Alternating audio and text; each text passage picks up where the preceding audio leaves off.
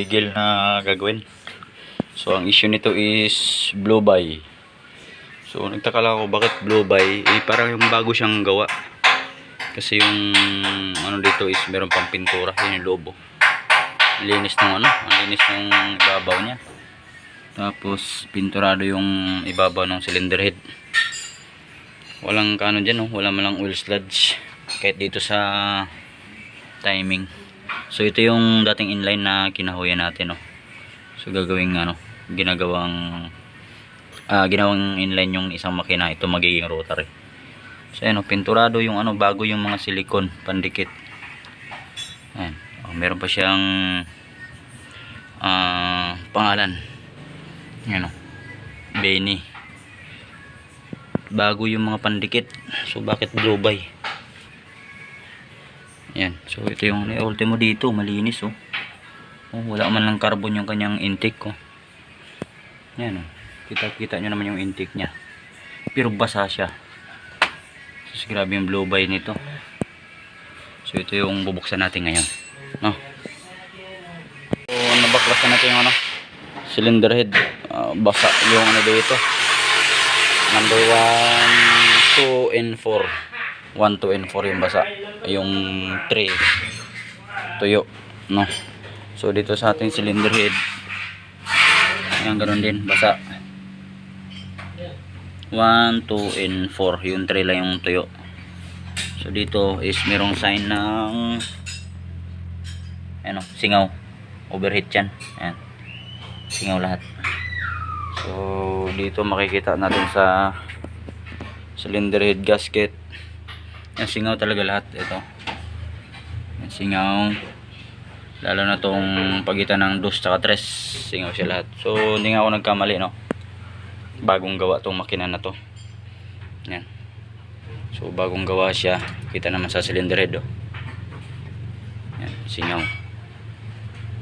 Kita naman sa likod, singaw siya, singaw. Tapos dito sa natin, sa black, ayan, matindi talaga yung tama nito. So nagtaka ako bakit siya blue by, bagong gawa, makinis yung liner, kinis ng liner nya, So check muna natin. Ayan, so dito is naikot na natin, naka top dead center tayo. Ito, ang ingay nito. Ayan, maingay. So medyo malaki yung gap ng ring nito pag ganito. So dapat hindi yan lalagatok ng ganyan.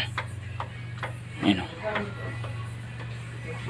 So sa bore naman makinis, walang tama, Ayan, makinis. So ikutin natin sa ibang angle. So top dead natin ay yung kabila naman, yung 2 and 3. So yung 2 and 3 wala siyang tama yung sa liner nya.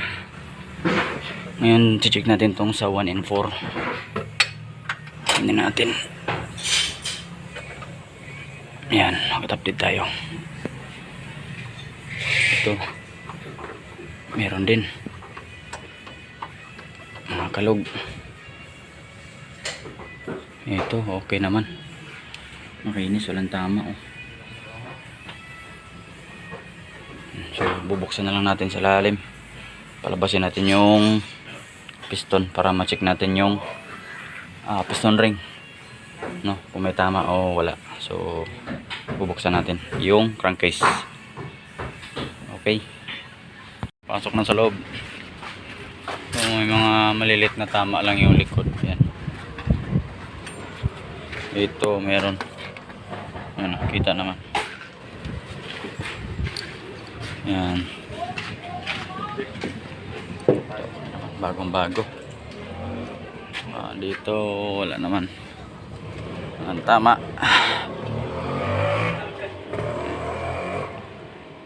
Okay, walang tama.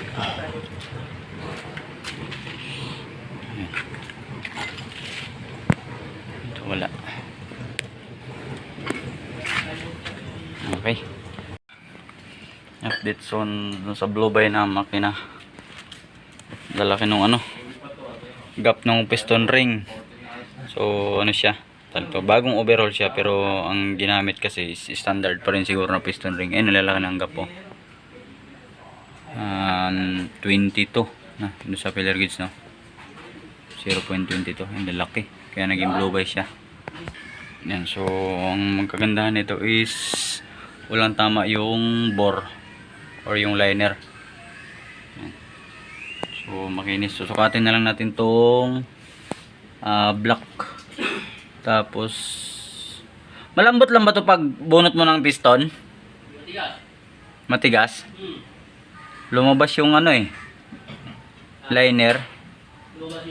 Oo.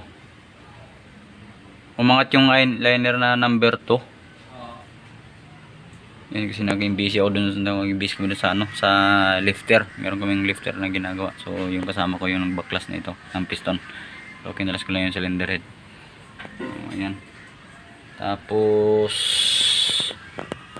bagong overhaul talaga siya, kaya malinis yung mga ano niya, mga timing gear. Yan, lahat bago yung mga pandikit.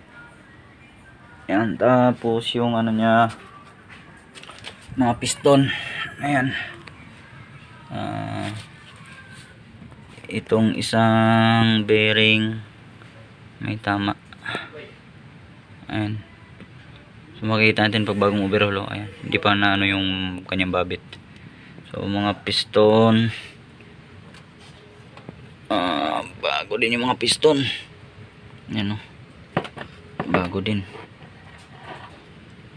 So wala namang tama yung ano, mga piston, no.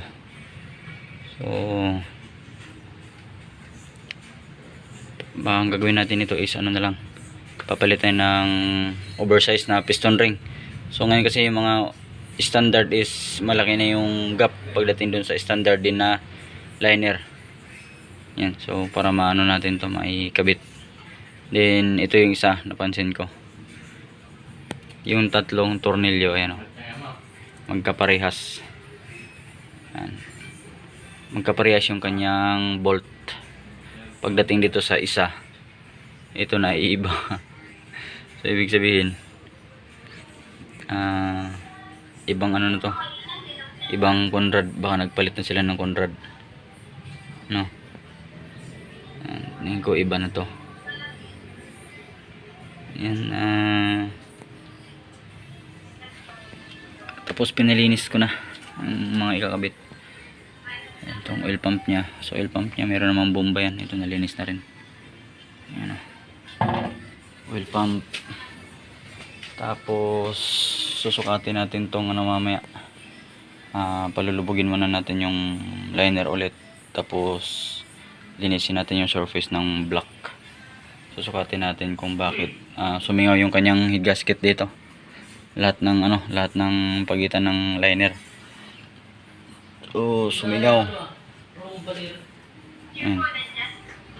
Tapos yung cylinder head, andito yung cylinder head. So ito yun. So wala namang walang crack yung pagitan ng barbula.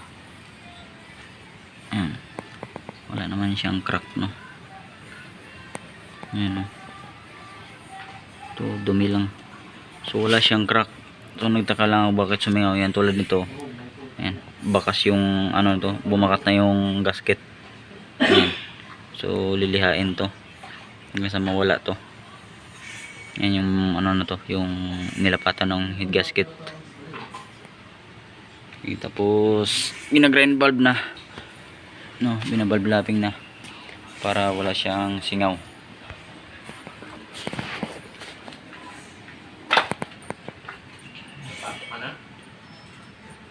Yan. So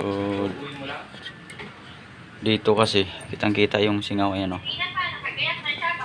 So ito yung na to, ito nandito.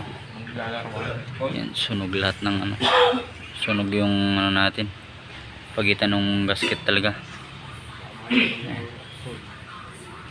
Ayan, no. So ito kasi yung nasa ito yung nasa cylinder head. Ayan, ganun siya.